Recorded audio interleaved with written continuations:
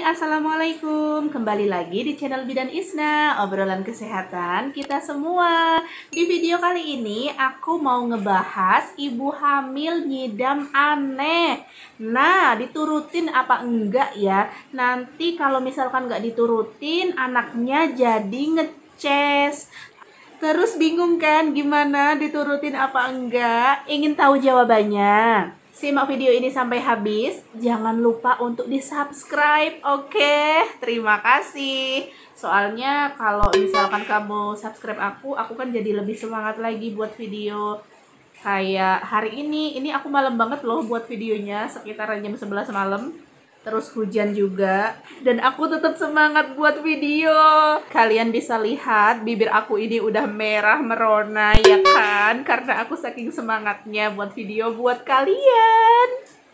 Jangan lupa subscribe. Oke, terima kasih. Langsung aja kita bahas ya. Jadi, kenapa sih ibu hamil itu kok bisa nyidam? Pengen ini, pengen itu. Ya, kalau misalkan pengen makanan aja oke lah. Kayak gitu, makanan yang nggak aneh-aneh. Tapi ini nyidamnya ada juga loh yang aneh-aneh. Kalau nggak diturutin gimana? Kalau diturutin gimana gitu kan? Jadi bingung ya kan?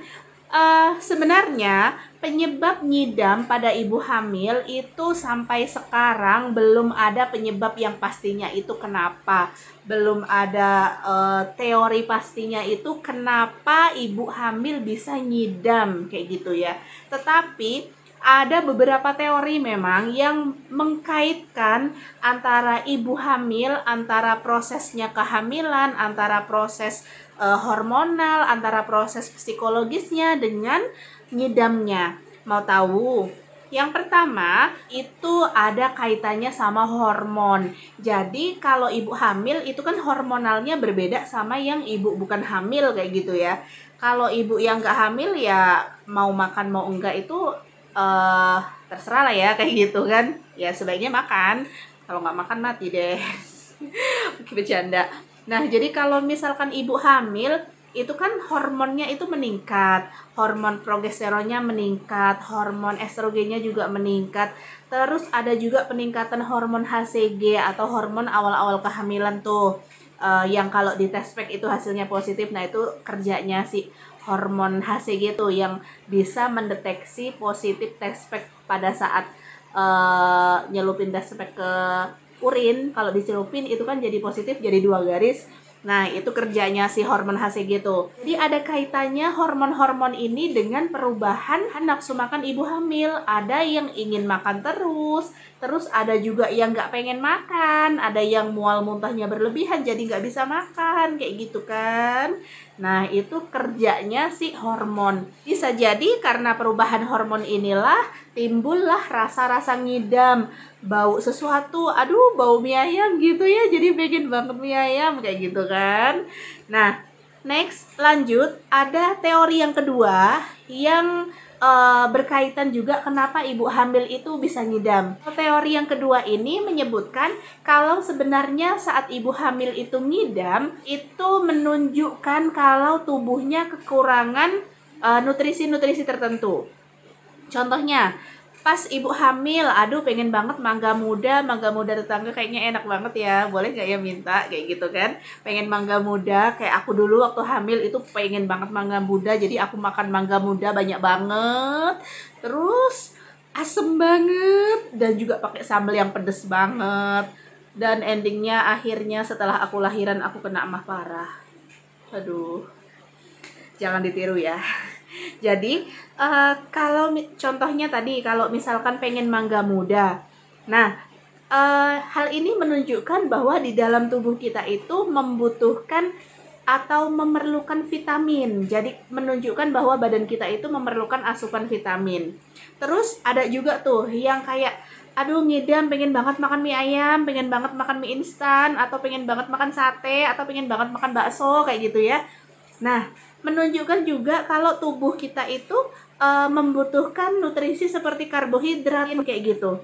Nah, itu ada juga karena makan makanan yang berat-berat itu tadi memang berkaitan dengan karbohidrat. Sedangkan kalau makan makanan seperti buah-buahan yang asam, terus kayak mangga muda, kayak jeruk, kayak gitu berkaitan sama kebutuhan vitamin kayak gitu. Terus ada lagi pengen banget makan udang atau pengen banget makan daging kayak gitu kan. Nah, bisa juga menunjukkan bahwa badan kita, badan ibu hamilnya itu memerlukan nutrisi seperti Fe. Kemudian bisa juga menunjukkan bahwa badan kita itu lebih butuh protein kayak gitu.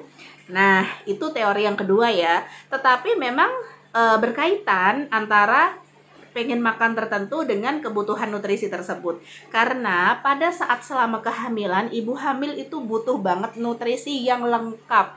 Nggak cuma satu macam aja, tetapi berbagai macam seperti karbohidrat, protein, lemak, vitamin, dan mineral. Itu semua dibutuhkan untuk ibu hamil, untuk pertumbuhan janinnya, dan juga untuk kesehatan tubuhnya. Kemudian teori yang ketiga, menyebutkan bahwa ngidam pada saat hamil berkaitan dengan perubahan panca indera. Biasanya ibu hamil itu dia akan lebih sensitif mencium bau sesuatu kayak gitu ya.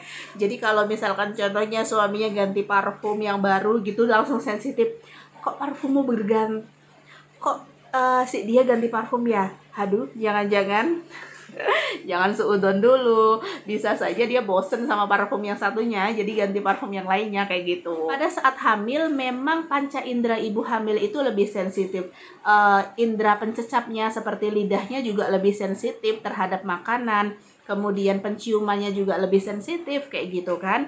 Nah, kemungkinan juga hal ini berkaitan sama perubahan hormonal tadi, karena kan pada saat ibu hamil itu mengandung, itu hormonnya itu berubah, terus hormonnya nggak stabil juga kayak gitu kan. Jadinya ya bisa saja menyebabkan perubahan-perubahan pada panca inderanya, jadi lebih sensitif kayak gitu. Lalu gimana kalau ibu hamil itu ngidamnya aneh kayak gitu? Kalau misalkan ngidam sekedar makanan-makanan yang normal-normal aja, oke lah ya. Tetapi kalau misalkan ngidam makanan yang nggak bisa diturutin, apa ya harus diturutin? Kalau misalkan nggak diturutin nanti gimana kalau bayinya ngeces gitu kan pikiran kita.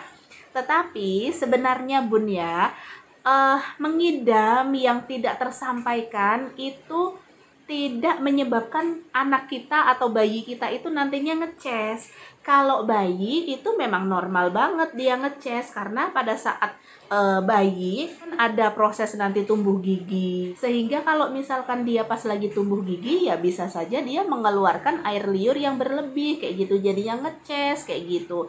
Tetapi ngecesnya bayi itu tidak ada kaitannya sama nyidam yang tidak keturutan kayak gitu.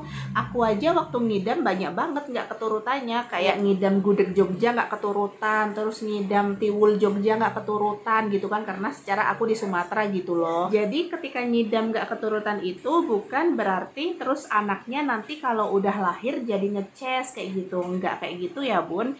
Jadi itu hanya sebatas mitos-mitos saja dalam kehamilan. Terus secara medis itu hanya mitos ya Bun. Nah, terus kalau misalkan nyidamnya itu masih sebatas makanan yang normal, contohnya nyidam makan mie ayam, atau contohnya ngidam makan mangga muda kayak gitu, ya nggak masalah diturutin. Tetapi kalau misalkan makanannya itu makanan yang bersoda, atau makanan atau minuman yang beralkohol, atau semua makanan yang membahayakan kehamilan, ya sebaiknya jangan diturutin, karena bisa jadi bahaya kehamilannya kayak gitu kan.